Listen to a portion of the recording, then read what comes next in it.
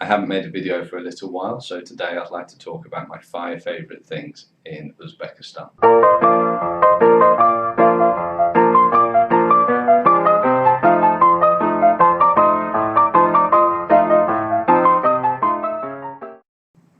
In a previous video I mentioned that I lived in Uzbekistan for almost 2 years, from 2013 to 2014.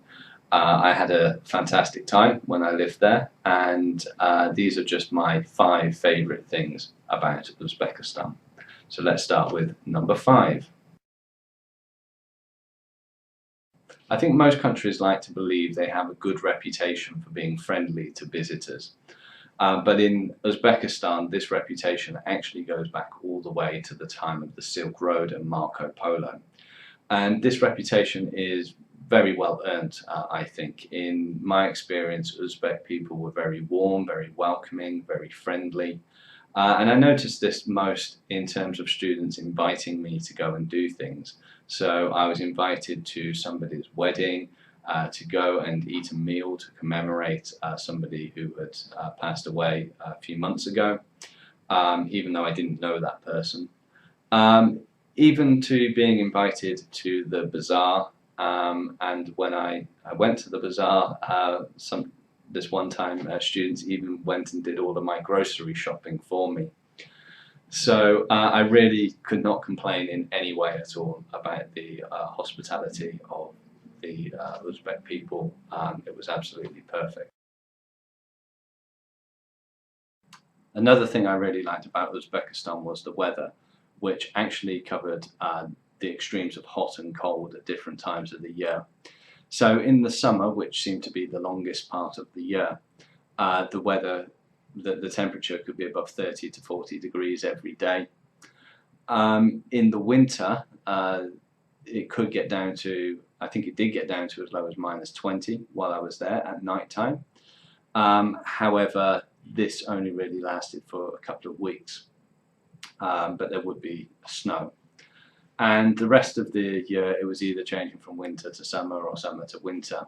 And at these times the weather could be very changeable. So in the morning it might be really sunny, but in the afternoon it suddenly starts snowing.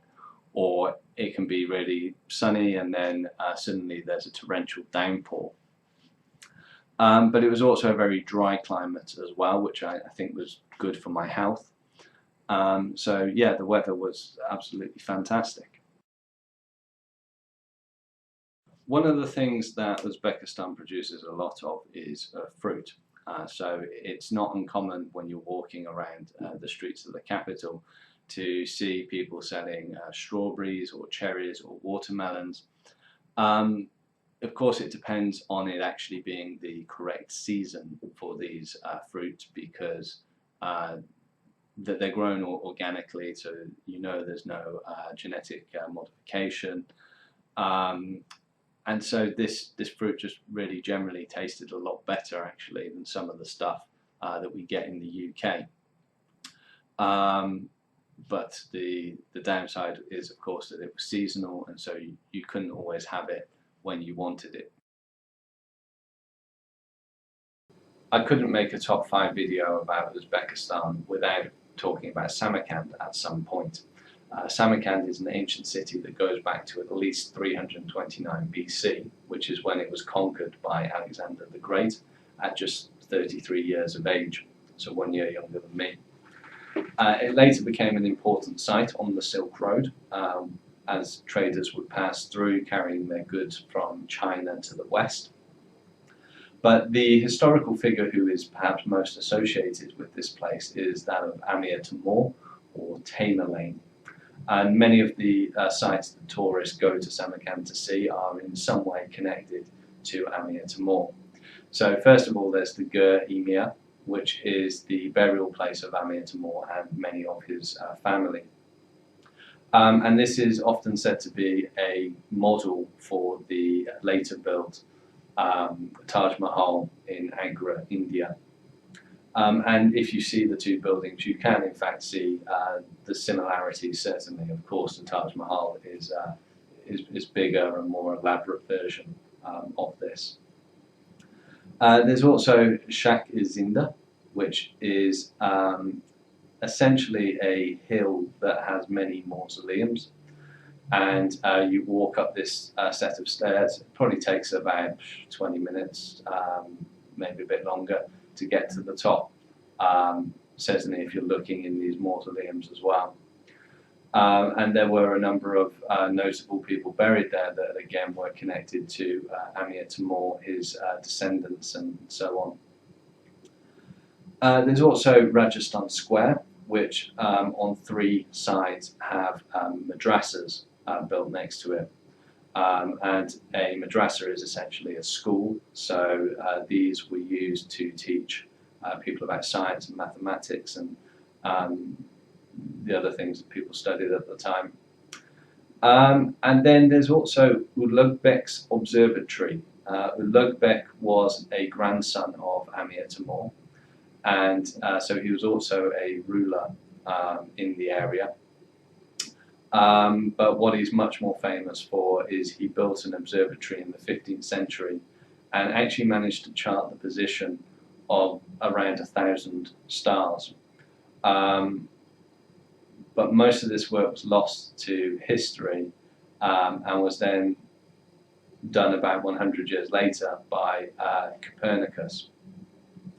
But I think some evidence of this has been found that proves that Ulugbek did actually do it first. Unfortunately, Ulugbek, although he was a very good astronomer, was not a very good ruler, and so he was kind of, I think he was actually assassinated in the end by members of his own family in order for them to take control. So there are certainly lots of interesting sites to see in Samarkand, which I believe is also UNESCO listed as well.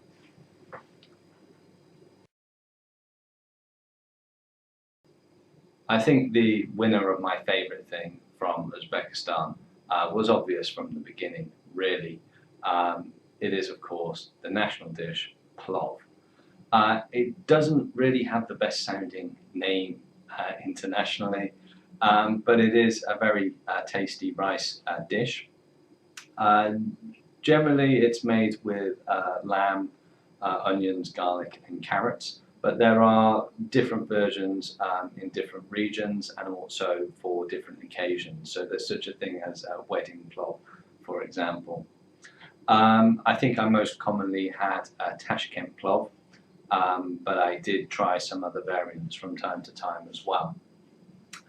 Often plov in Uzbekistan is served in a big serving. I've had plov in Russia and the servings are way less generous. But it's a very filling dish. So you certainly need a lot of green tea afterwards in order to break down the fat within it. And generally you need to have a few hours afterwards where you don't actually really need to do anything because it can be impossible to move for a while. So that's my 5 favourite things about Uzbekistan. I hope that one day I might be back in Uzbekistan with a nice big plate of plov.